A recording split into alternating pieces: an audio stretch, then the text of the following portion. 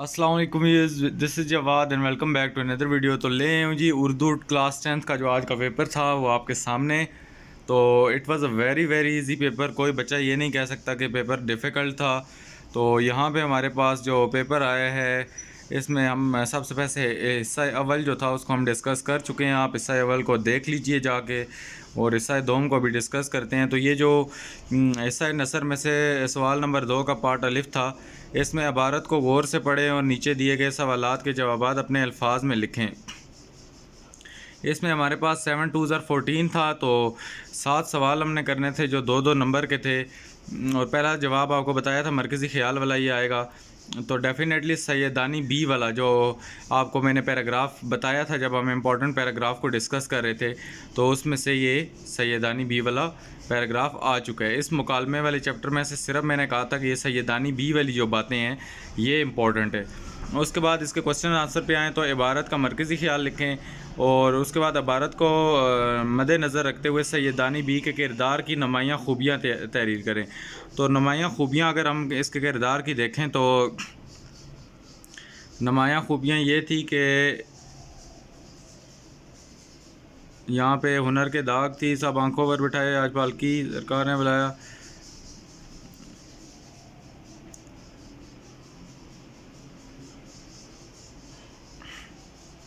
अब यहाँ पे सैयदानी बी की जो खूबियाँ थी उनका ये था कि एक वक्त में दौरा था, कि मतलब एक उनका जो वक्त था उसमें उनका बड़ा नाम था, और किले की अच्छी अच्छी मुगलानियाँ उनके सामने कान पकड़ती थी। मतलब उनकी खूबियों में से ये भी है कि उनका एक रोबो दबदबा था।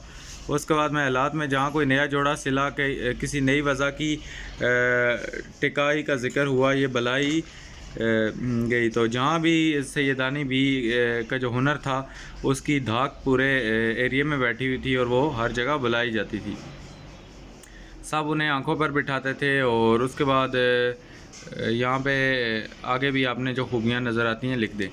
उसके बाद तीसरे में आए तो सैयदानी बी की शोहरत का क्या आलम था। तो इसका भी यही आंसर है। सैयदानी बी का एक वक्त दौरा किले में अच्छी अच्छी मुगलानियाँ उनके सामने कान पकड़ती थी।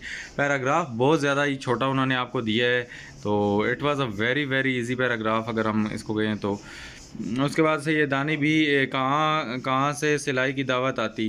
तो यहाँ से हमारे पास महलात में कोई नया जोड़ा से लेकर ये हमारे पास आता है जी। उसके बाद बाकी जहाँ जहाँ से भी आती थी ये उनके नाम नीचे लिखे हुए हैं।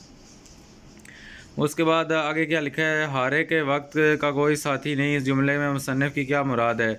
हारे के वक्त का साथी कोई नहीं, इसमें से हमें मुराद अगर हम पीछे से इसको देखें तो यहाँ है बुढ़ापा आया तो उनके हाथ पाँव जवाब दिए, आंखें धुंधला गई, या पूछता क्या था दुनिया और मतलब ना रहा तो कैसी खातिरदारी। तो इसका मतलब है कि बुरे वक्त में कोई भी साथ नहीं देता, मुश्किल वक्त जब भी आता है उसमें साथ कोई भी नहीं देता। उसके बाद आगे आओ तो बुढ़ापे में सैयदानी बी को किन मुश्किलात का सामना करना पड़ा।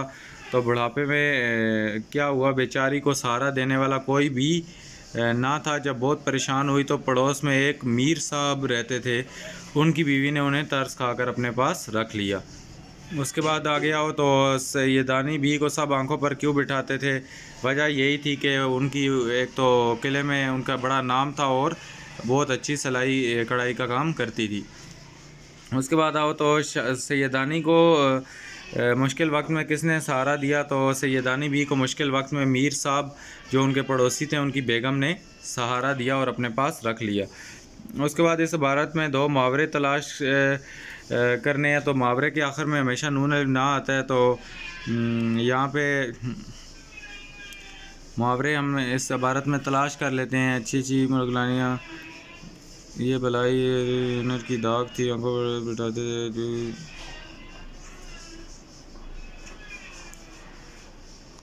उसके बाद लेकिन ना साईं का बुढ़ापा आया तो वहाँ जो दे के आंखें धुंधला गई। अब कोई पूछता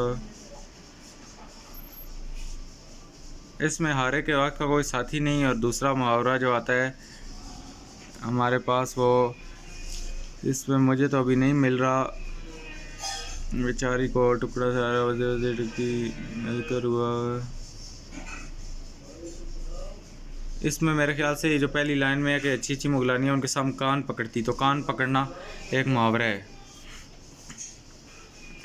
बाकी चले जाएँ तो हिस्सा शेर में आते हैं। तो हिस्सा शेर में अगर आएँ तो ये फ़ख्र तो हासिल है कि बुरे हैं कि भले हैं, 2-4 कदम हम भी तेरे साथ चले। ये जब मैं आपको मॉडल पेपर से करा रहा था तो पहला शेर ही यही था, और इसमें आपको क्वेश्चन आंसर भी आपको कराए थे इसी शेर के। उसके बाद ये समा एक कवि इंसान यानी काश्तकार, इर्तिका का पेशवा, तहज़ीब का परवरदिगार। तो अभी आपको मेरी बातें याद आ रही होंगी। उसके बाद मिल के भी जो नहीं मिलता टूट कर दिल उसी से मिलता है। उसके बाद ये फ़ातिमा वाला भी आप एग्जैक्ट देखें, वही चीज़ें लिखी हुई हैं। फ़ातिमा तू आबरूए उम्मत मरहूम, ज़र्रा ज़र्रा तेरी मुश्तक़ा का मासूम है।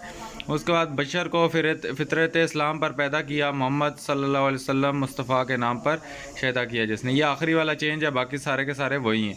उसके बाद पहले शेर में शायर किस बात पर नाज़ां है? इस बात पर नाज़ां है कि बेशक हम बुरे हैं या भले हैं, लेकिन हमें ये तो फ़ख्र हासिल है कि उसके साथ 2-4 कदम चले हैं। शायर ने काश्तकार को किन खूबियों का जिक्र, तो एग्जैक्ट क्वेश्चन भी वही हैं, आप देख सकते हैं। तो इर्तिका का पेशवा, तहज़ीब का परवरदिगार और कवि इंसान जैसे अलक़ाबात देकर उसकी खूबियों का जिक्र किया है। मिलकर ना मिलने से मुराद है कि जो चीज़ मिल भी जाए लेकिन उसकी खुशी ना हो। और उसके बाद शायर ने फ़ातिमा को उम्मत मरहूम की आबरू क्यों कहा गया है? क्योंकि ज़रा ज़रा उसकी मुश्तक़ा का मासूम था, वो पानी पिलाते हुए शहीद हो गई थी। उसके बाद इंसान को किस फितरत पर पैदा किया? तो इंसान को फ़ितरत इस्लाम पर पैदा किया। उसके बाद मिल कर भी जो नहीं मिलता टूट कर दिल उसी से मिलता है। आपको एक बोला था कि शेर का मफ़हूम आएगा, आपको ये वाला क्वेश्चन, तो देखें एग्जैक्टली शेर के मफ़हूम वाला क्वेश्चन भी आया हुआ है। तो इसका भी आपने मफ़हूम लिख देना है कि जो भी इंसान मतलब कि जिसको हम चाहत करते हैं और वो हमें नहीं मिलता, तो फिर भी हमें आखिरकार उसी इंसान की तलब होती है, दिल दोबारा जाके उसी से मिलता है, किसी और से नहीं मिलता। तो इसको टर्न कर लेते हैं पेपर को और दूसरी साइड पे देखते हैं कि क्या है। तो यहाँ पे मैं इसको पिन लगा देता हूँ, एक सेकंड। तो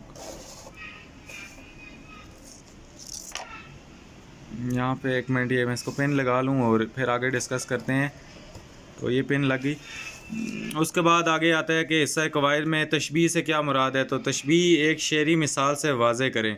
तो this was very very easy. और उसके बाद हर कोई मस्ते में ज़ोक़े, हर कोई मस्ते ज़ोक़े तन आसानी नहीं, हर कोई मस्ते में ज़ोक़े तन आसानी है। तो मुसलमान हो, ये अंदाज़े मुसलमानी है। और ये अल्लामा इकबाल का शेर। उसके बाद इस शेर में काफ़िया और रदीफ़ की निशानदेही करें। तो काफ़िया की आपने ज़ोक़े तो मुसलमान हो, ये अंदाज़े मुसलमानी, और उसके बाद आसानी, और उसके बाद है क्या है, रदीफ़ है। उसके बाद शुजा ने किताब पढ़ी, इसकी तरकीब नहवी लिख देनी है आपने। उसके बाद मक्ता किसे कहते हैं? शेर में आखिरी अल्फाज जिसमें, ये आखिरी शेर जिसमें शायर अपना तखल्लुस इस्तेमाल करता है। मिसाल दे दो कि कितना है बदनसीब ज़फ़र दफन के लिए 2 गज़ ज़मीं भी ना मिली कुएं यार में। उसके बाद हिस्सा सोम में आओ तो पैराग्राफ है। तो यहाँ पे पैराग्राफ में वो बहुत सादा मज़ा और बोला बाला मंस्कर मिजाज था चेहरे पर। ये किससे आया हुआ है? तो ये वो फ़कीर से तो नहीं आया हुआ। हाँ, फ़कीर वाले चैप्टर से नहीं, फ़कीर वाले से नहीं आया। उसके बाद ये दूसरा जो है, भाइयों मुसलमानों, खुदा के लिए मुझ गरीब का हाल सुनो, आफत का हमारा सार बच्चों का बाप हूँ। तो इनकी आपने तशरीह करनी थी, इसमें कौन सी बड़ी बात है। उसके बाद आगे आ जाओ नज़मिया जुज़ों में। नज़मिया जुज़ों में आपको बोला था एक हमद और नात से आएगा और एक दूसरा आएगा कहीं से। मैदान करबला से तो नहीं आया, तो ये वो सड़क से आ गया है। इसमें हमने ये वाले डिस्कस किए हुए थे। महरम भी ऐसा है जैसा ना महरम, कुछ ना कह सका जब यहाँ बीत खुला तेरा, जजता नहीं नज़रों में खिल्लत, जजता नहीं नज़रों में यहाँ खिल्लत सुल्तानी, कमली में मगन रहता है गदा तेरा, आफाक में फैलेगी कब तक ना महक तेरी, घर घर लिए फिर दिए सबा तेरा। तो इसमें यही है कि महरम भी ऐसा है कि जो जानने वाला होता है, खुदा को पहचानता है, खुदा के बारे में पता होता है, वो भी खुदा की कुदरत के आगे ना महरम है, वो भी नहीं पहचान सकता कि खुदा का जो वजूद है वो कैसे हुआ और इतनी चीज़ों को किस तरह मैनेज कर रहा है। कुछ ना कह सका जब यहाँ बीत खुला तेरा। तो जो कोई इंसान खुदा के बारे में कुछ उसको समझ ना आ सकी कि ये जिस पे भी खुदा का राज आश्कार हुआ उसकी कुदरत का। उसके बाद चजता नहीं नज़रों में यहाँ खिल्लत सुल्तानी, कमली में मगन रहता है। जो शख्स खुदा की बुज़ुर्गी और उसके आगे मगन रहता है तो वो बादशाहों और इन चीज़ों से उसको कोई फ़र्क नहीं पड़ता, उनको कोई लेना देना नहीं होता। और उनकी नज़रों में ये शान व शौकत नहीं जचती। उसके बाद आफाक में फैलेगी कब तक ना महक तेरी घर घर लिए। तो इसमें वो शायर कहता है कि जो ज़माना है इसमें कब तक तेरा पैगाम, कब तक तेरी जो बुज़ुर्गी है वो नहीं फैलेगी, घर घर लिए फिरती है जो सुबह सुबह की ठंडी हवा को कहते हैं पैगाम तेरा। बाकी ये सड़क वाले की तो मुझे लगता है करने की ज़रूरत नहीं है, ये आपको पता ही होगा। उसके बाद मंदरजा ज़ैल में किसी गज़लिया जुज़ों की तशरीह करे तो मुसीबत भी राहत फ़ज़ा हो गई, तेरी आरज़ू रहनुमा हो गई। तो गज़ल में से मैंने ज़्यादा ज़ोर इसी हज़रत मोहानी वाले पे दिया था, तो इसकी तो आपने तशरीह की हुई होगी। उसके बाद नहीं जाता कहाँ, ये पता नहीं, आई थिंक सो किसी और जगह से आया है, ये मुझे नहीं पता। उसके बाद झूठ की सज़ा, तो ये जो कहानियाँ हम डिस्कस कर रहे थे इसमें वो शेर आया वाली कहानी मैंने आपको बताई थी। और मैंने कल ये ख़दशा ज़ाहिर किया था कि क्या पता आपको, क्या पता दोनों दे दें और दोनों में चॉइस हो। तो देखें मोहल्ला सफाई वाली दरख्वास्त भी वही वाली आ गई और कहानी भी वही वाली आ गई और आपको चॉइस भी आ गई। इतनी बड़ी लक आप देख सकते हैं ये होगी हमारे साथ। उसके बाद मज़मूनों में साइंस के करिश्मे भी, आपको जो मज़मून मैंने दिखाए थे जब मॉडल पेपर से उसमें था, और मेहनत की बरकतें भी दोनों थे। तो अगर आपने वहाँ से किए हुए हैं तो इसमें कोई मसले की बात नहीं है। तो उम्मीद है कि आज का पेपर आपको बहुत ज़बरदस्त हुआ होगा। नीचे पेपर कैसा हुआ, सब्जेक्टिव पार्ट और ऑब्जेक्टिव दोनों का बताएं, और वीडियो कैसी लगी ये भी बताएं। प्रैक्टिकल्स के बारे में जो कन्फ्यूजन है उसके बारे में बताएं, मैं वीडियो अपलोड कर दूंगा। मिलता हूँ किसी अलग वीडियो में, अपना बहुत सा ख्याल रखिएगा। अल्लाह हाफ़िज़, टेक केयर।